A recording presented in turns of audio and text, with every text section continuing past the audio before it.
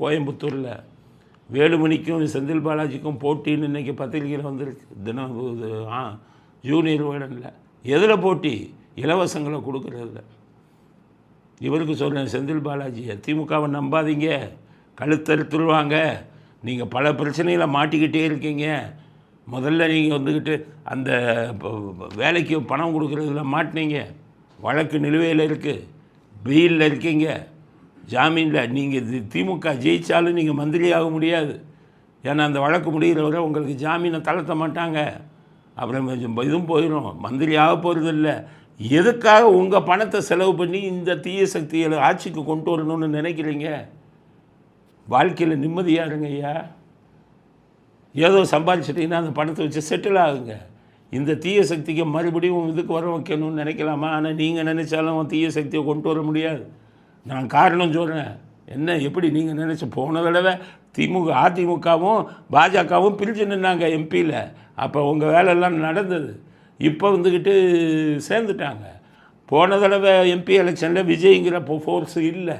இப்போ விஜய்ங்கிற சக்தி பெருசாக வந்திருக்கு. கோயம்புத்தூர்லேயே எங்களுடைய ஸ்டாட்டிஸ்டிக்ஸ் போயிட்டு இருக்கிறபடி அவங்களுக்கு ஓட்டு வந்து கூடிக்கிட்டே போகுது.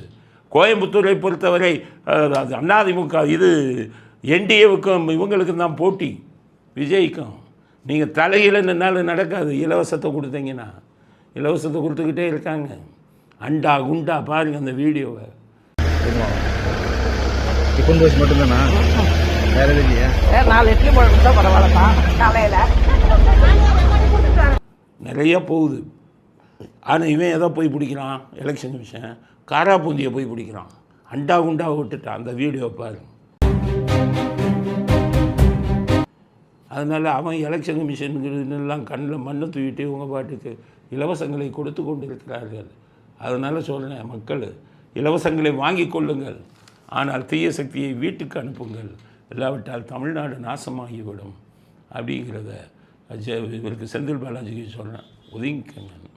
செந்தில் பாலாஜி அன்றைக்கி வாயை திறக்கலை, இன்றைக்கி வாயை திறந்துட்டார். சிபிஐக்கு போனேன், என்ன நடந்தது அப்படின்னு சொல்கிறார். சிபிஐயில் என்ன கேள்வி கேட்டாங்கங்கிறத நான் வெளியில் சொல்ல முடியாது, நான் என்ன பதில் சொன்னோன்னு சொல்ல முடியாதுன்னு சொல்கிறேன். 10:30 மணிக்கு வர சொல்லியிருந்தாங்க. நான் 10:15 போயிருந்தேன். திரும்ப ஒரு 5 மணிக்கு நிறைவு பெற்றது. கேள்விகள் எண்ணிக்கை என்னங்கிறது பார்க்கல. அதான் சொன்னேன், நான் விசாரணத்தின் முன்பு சொல்லப்பட்ட கேள்விகளும் அதுக்கான பதிலும் சொன்னால் சரியாக இருக்காது. எங்களுக்கு கிடைத்தது முதல் ரவுண்டு முடிஞ்சு போச்சு. அதாவது விஜய் அவர்கள் சொன்ன குற்றச்சாட்டு இருக்குல்ல, அதன் அடிப்படையில் கேள்விகளை கேட்டிருக்காங்க. அப்போ முடிஞ்சதுக்கப்புறம் இவர் சொன்ன பதிலெல்லாம் ரெக்கார்ட் பண்ணிட்டாங்க. இன்னும் ஒரு சில நாள் டைம் எடுக்க போகிறாங்க. அந்த டைமில் விஜய் சொன்ன குற்றச்சாட்டுக்கும் இவர் சொன்ன பதிலுக்கும் என்னென்ன முரண்பாடு இருக்குதுன்னு வச்சு அந்த முரண்பாடுகளின் அடிப்படையில் மறுபடியும் கேள்வி கேட்க கூப்பிட போகிறாங்க. மறுபடியும் கேள்வியிலேயே துளைப்பாங்க. இது சிபிஐ மட்டும் வெளிநாடு பாணி, FBI இவங்களுக்கு உண்டு, அமெரிக்கன் போலீஸு, ஸ்காட்லாண்ட் யார்டு, அந்த ஸ்டைல். நம்ம இந்த காட்டுப்ப இந்த அஜித்குமார் தலையில் தொங்க விட்டு அடிக்கிறான நம்ம போலீஸு, அந்த மாதிரி இல்லை அவன் சிபிஐ. அவன் விஞ்ஞானபூர்வமாக கேள்வியிலேயே உண்மையை வர வைக்க வச்சுருவான். இவன் கம்பி எடுத்துக்கிட்டு அடிப்பான், காலை பிடிச்சிக்கிட்டு இழுப்பான், பிள்ளை பூச்சியை போய் வயிற்றில் விடுவான். இப்படி தான் இவனுக்கு கேள்வி கேட்கவே தெரியாது. சிபிஐ வெளிநாடு டைப்பில் இப்போ கேள்விகளாலேயே உண்மையை வர வச்சுருவாங்க. இப்போ அதுக்காக அடுத்த செட்டு கேள்வி அவங்ககிட்ட ரெடி ஆகிட்டு இருக்குது. மறுபடியும் செந்தில் பாலாஜியை கூப்பிட்டு அந்த கேள்விகளுக்கெல்லாம் கேட்பாங்க. கேட்டுட்டு அவங்களுடைய கருத்தை யார் மேலே என்ன தப்புங்கிற ஃபைண்டிங்கை சுப்ரீம் கோர்ட்டில் கொடுத்துருவாங்க. அதனால் மறுபடியும் ஒரு இதுக்கு போக வேண்டியது வரும். இந்த பிரச்சனையில் அவர் தப்புவது கடினம். அவருக்கு சொல்கிறேன், ஒழுங்காக ஒதுங்கிடுங்க, ஒதுங்கி நிம்மதியாக வாழுங்க.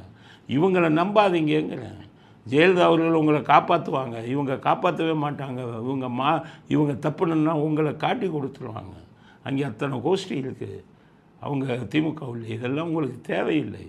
அதனால் இந்த எலெக்ஷனில் எந்த வேலையும் செய்யாதீங்க, ஒதுங்கிடுங்க, மக்கள் முடிவு பண்ணட்டும் அப்படிங்கிறது அவருக்கு என்னுடைய இதுவாக அறிவுரையாக சொல்ல விரும்புகிறேன். அதனால் மேற்கொண்டு நீங்கள் இது பண்ணாதீங்க, இந்த தீய சக்திகளுக்கு சப்போர்ட் பண்ணாதீங்க.